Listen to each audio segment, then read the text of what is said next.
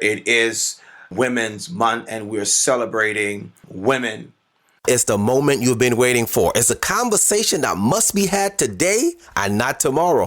Welcome to another episode of I'm Listening, I'm Ready with your host, Andrew E. Guy. Let's talk about it. All right, everyone. Andrew Guy here with Andrew Guy Speaks.com, empowering you to create your greatest impact where you live, where you work, and where you play. Excited about today's podcast. Really wanted to shed some light on this new Women's Month, so to speak. There's so much that's happening right now. But I wanted to kind of take some time out just to give a big shout out to all the women that are out there. It is Women's Month, and we're celebrating women. And I want to start off with kind of acknowledging my very own. I mean, a lot of people go off and celebrate people that they don't know, but I want to really kind of stay in my lane and kind of deal with the home stuff first. Want to deal with where I know, people that I know. Want to start off with my mom, just trying to give her a big shout out today for just all the sacrifice that she has done for me, all the things that she has done to make sure I came into this world healthy, came into this world that has all my fingers and toes. I think that's a big ordeal that a lot of time we don't really take the time to really kind of think about. That we go through life and we take so much for granted. And one of the main things that we take for granted is kind of how did we get here, right? And so this is not just to say, well, Happy Mother's Day, but every day is a Mother's Day, but it's to recognize the women in our lives and what they have done for us to be here. Now, if we want to go all the way back to Eve, we can, but I want to focus to make sure we get the right message out. There is a value that is missing when it comes to honoring women, and traditionally, men have messed up in a lot of ways. Now, a lot of men today in the 21st century are suffering from some of the things or some of the habits or some of the mistreatment that has happened and have gone on with women and to women back in the 10, 15, 20th century. There's so many things that went wrong. The abuse of women, taking away their rights, using them as objects and using them as sex toys, using them as sex objects. There's so many things that have gone wrong with that picture. Now, many of the men in today's society may say, well, I didn't do anything. Well, what did I do? I didn't do that. I didn't take away their rights. I didn't do any of the things that we're being accused of as men today. But as we look hindsight, we look back at some of the things that were done to women, and now what we're seeing is this rise of women who want to be recognized for their value, recognized for having the right opportunity to do things as quote unquote men have the opportunity to do. So because of that, you have what's now called this rise of feminism, where it's the women are now taking charge in the boardroom. Women are saying enough is enough. We're looking at movies like what J-Lo have starred, and where we're looking at a woman or a wife that was mistreated, that was beaten by her husband. And so she went out and she took matters into her own hands and said, no more, enough is enough. But the goal of this talk is not to say enough is enough or to point the finger at who messed up. The goal of it is to help us to understand that women are a treasure.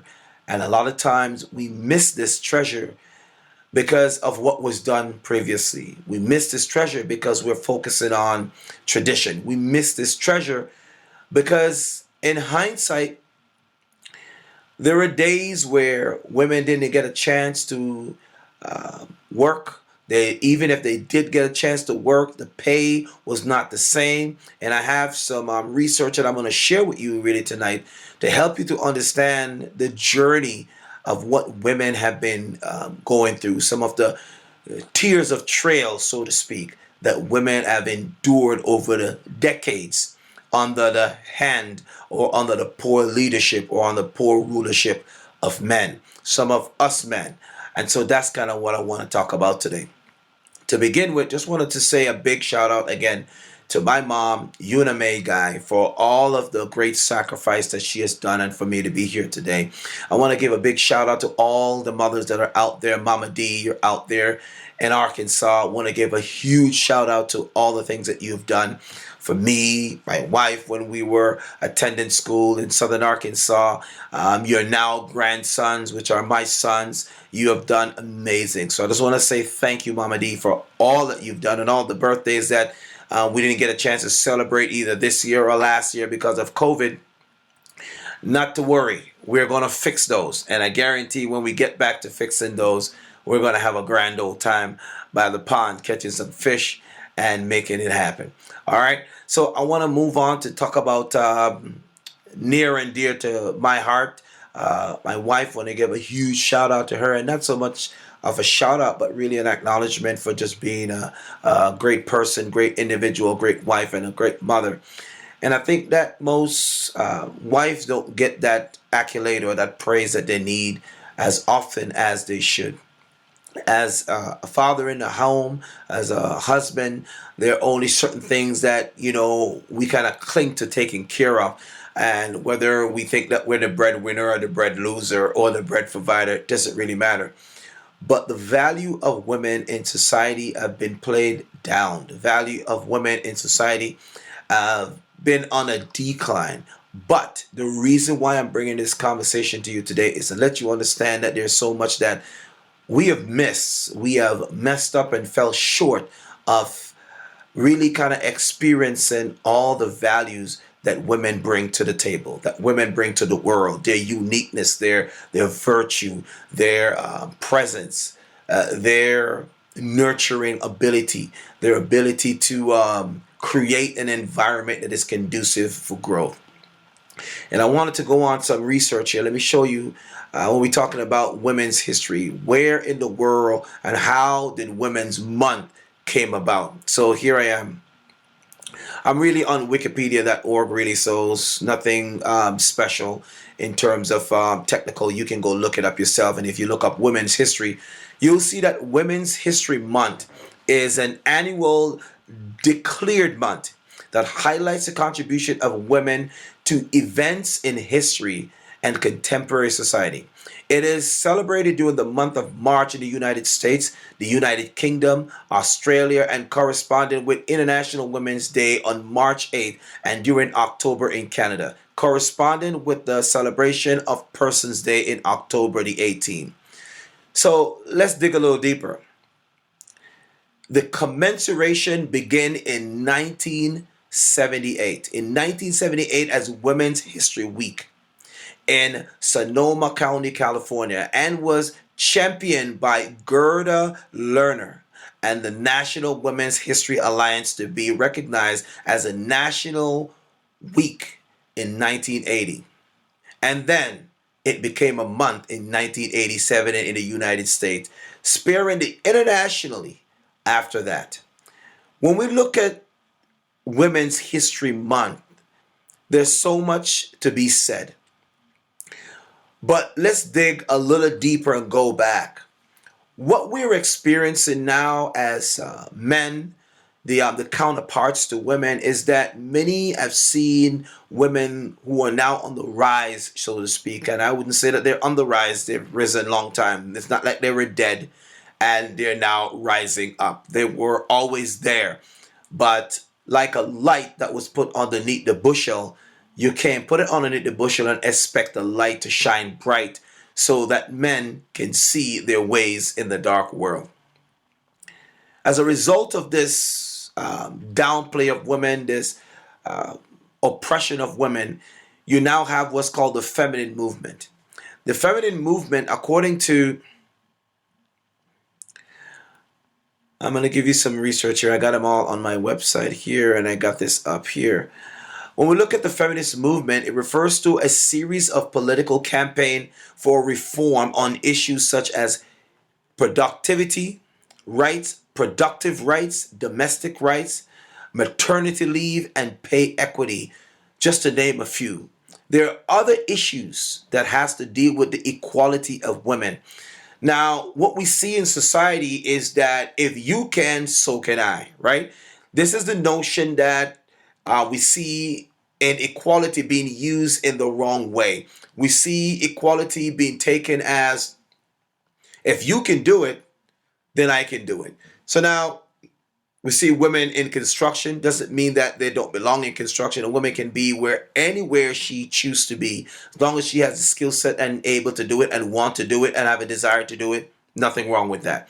But then men start feeling the challenge when we now have women in the boardroom. We now have women in the C-suite. We have women doing just about anything that a man have done or can do or is paid to do. Women are venturing into those areas now. But I want to say that, man, we shouldn't be challenged.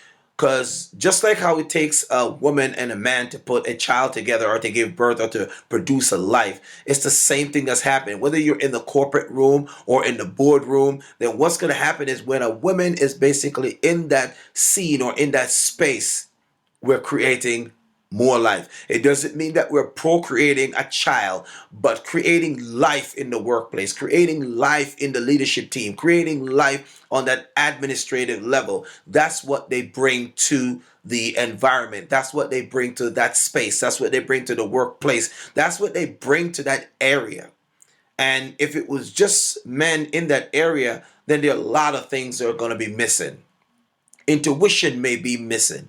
A sense of virtue may be missing. A sense of nurture may be missing. A sense of insightfulness may be missing. All of these, among other qualities, are what women bring to that particular space, are what women bring to the workplace, are what women bring to your team, are what women bring to the world.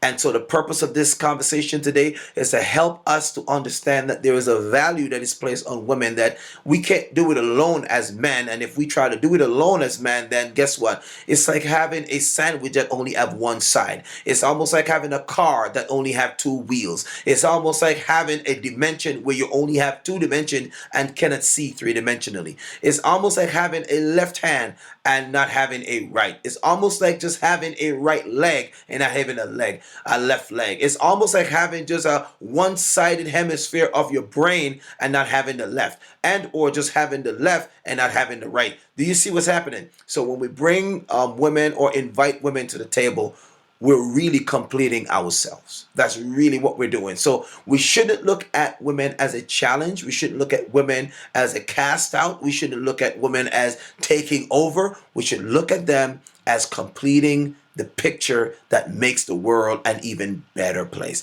Imagine having a child without a woman. I know that they're trying to do that now, and I know that the engineering is out there, but just imagine having a child or bringing a child into the world without a woman. The nurturing skills are not going to be there. That child is not going to receive the optimal nurturing that it needs, the love, the attention, the affection that it needs. So what you will have are children who suffer as a result of not having both parents, where you get strength, leadership, guidance, and all that from the male perspective. There's another perspective that we need to take in consideration, and that's what the women bring. So on this day, March the 2nd of 2021, we're acknowledging from the Ilirpodcast. I'm listening. I'm ready. We're sending a huge shout out to women out there. We're sending a big shout out to say thank you for all the sacrifice that you've done. Want to say a big shout out to everything that you're doing in the home and outside of the home. Big shout out for all of the presence that you're bringing it in the workplace. Big shout out for all of the insight and the nurturing skills that you're bringing on the C level, the C-suite, all the way down to the manufacturing level. On every area that you're involved in the scoop of living, we want to say thank you so much for all that you have done. And man, I want to just encourage you that you just get out there and just send a note, send a message, send a text, or give a phone call to those women that are in your life. It doesn't just have to be mom. Doesn't just have to be, your wife. It can be that school teacher, that female school teacher that encourage you to continue on your journey. It could be that sister that encourage you to continue on your journey. It could be that crossing guard that says, listen, pay attention in the classroom. It could be coming from anywhere. So any woman that has ever had an impact on you, want to encourage you at this particular time, get out there, say thank you, acknowledge that Women's Month is here. But I also want to go out on the limb and say that Women's Month is not just 31 days. It's not just in March. It's a 365 days a year acknowledgement that men, we cannot do it alone. We weren't created to do it alone. We were created to do this together, male and female. May he and he was created. And so I just wanted to encourage you, let you know that the time when you start to, or the moment when you start to look at women as a challenge or a competition, then I guess you're looking through the wrong lens or from the wrong perspective. So we're here together to coexist. So together we can create this life with meaning. That's what I wanted to talk to you about. That's what I wanted to bring to your attention today. And that's it for me. I'm not going to stay on long. Just wanted to reach up and bring that attention to our women out there, that don't just take them for granted. They got a value on them. Huge shout out to all the women who have made big moves in the television industry, Oprah, in media, in literature, in writing, in producing. All of these women, the Maya Angelos of life, all of these women came together to create a movement. And so I want you to look at this movement as not just a threat to your masculinity, but a complement to your longevity. And that's what I want you to get today. All right. A few things I wanted to kind of talk about. Let me jump on this right quick. Now, according to this website here, let me pull it up. On Pacific U University. And it was talking about the 4 waves of feminism. The 4 waves of feminism. These are the different times that feminism was recognized, or it became a movement to be reckoned with. So the first wave of feminism took place in the late 19th and early 20th century, emerging out of an environment of urban industrialism and liberalism. The socialist politics. The goal of the wave was to open up the opportunities for women with a focus on their suffrage. Women have suffered at the hands of men. Now, even in today's world, the suffering still continues. The suffering continues because women are now used as objects for pornography. They're used in areas of just what we call transmitting or transporting drugs, illegal drugs. They're used as what we call mule, where they're stuffed with drugs and are used to transport drugs illegally. So women have the value, the real value that women have not been recognized for decades, for many years. And even if you hear it here first on the Ilirpodcast, I'm listening, I'm ready. If there's a woman in your life that you have to acknowledge, I need you to get up, get out there, and I need you to show your love, show your support for the women that are in your life. And even if they're not in your life, they are doing something spectacular out there that they need to be recognized. So the first wave came about in the 19th and the 20th century. The second wave came about in the 1960s and continued into the 1990s. The wave unfolded in the context of the anti-war and the civil rights movement and the growing self-consciousness of a variety of minority groups around the world. I'm going to read some more. This is coming from pacificu.edu magazine, talking about the 4 waves of feminism. It went on to say that the new left was the rise, and the voice of the second wave was increasingly radical. In this phase, sexuality, reproductive rights, and the dominant issue, and much more of the movement energy focused on passing the Equal Rights Amendments and the Constitution guaranteeing social equity and regardless of sex. So here's what we're looking at. Women were not even able to vote. Their opinion didn't matter. They were just an object back in the day. Imagine. Let's stop for a minute and kind of look at that.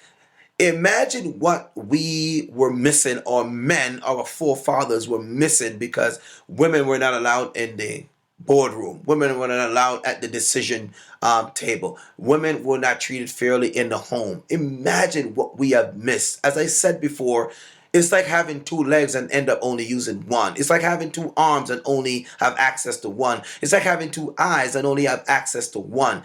We have basically sabotaged our personal success and personal growth and the growth and the development of society on a whole. And that's what's missing. Let's get into the other phase. Now, after the second wave, the third wave of feminism began in the mid 1990s and was informed by the post-colonial and the postmodern thinking. And one of these, in this phase, many construct were development, were de-established, including the notion of universal womanhood, body, gender, sexuality, and heteronormality. I'm not sure what that is basically. We're talking about heteronormativity. Strange word.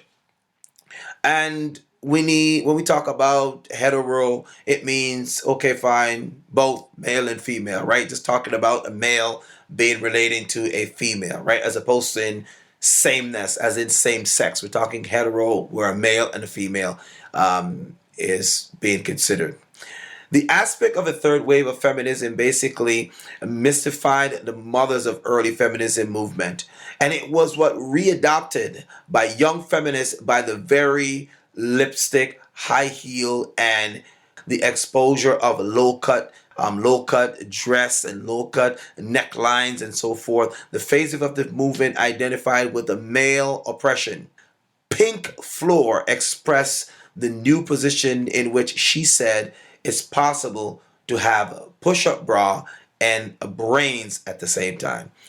There is a lot to be said. There is a lot to be heard about this movement of feminism. But I'm not going to focus on feminism today. That was just information to help you see that women have been mistreated for such a long time. And now it's time for them to rise up. And I won't say rise up. They have been risen long time ago. Something is only risen if it was dead. And it wasn't dead, because without a woman, a man wouldn't be here today. All right. I'm talking post Adam and Eve segment, or post Adam and Eve era. So I want to give a big shout out to all the women out there. Big shout out to the moms. Big shout out to the sisters. Big shout out. Just want to say thank you for all that you've done. This is Andrew E. Guy for Ilirpodcast. I'm listening. I'm ready. It's a podcast that's dedicated for those who are on the go. Whether you're traveling by land, air, or sea, this is me, Andrew E. Guy, in the MORNING. Take care of yourself and have yourself a fantastic day.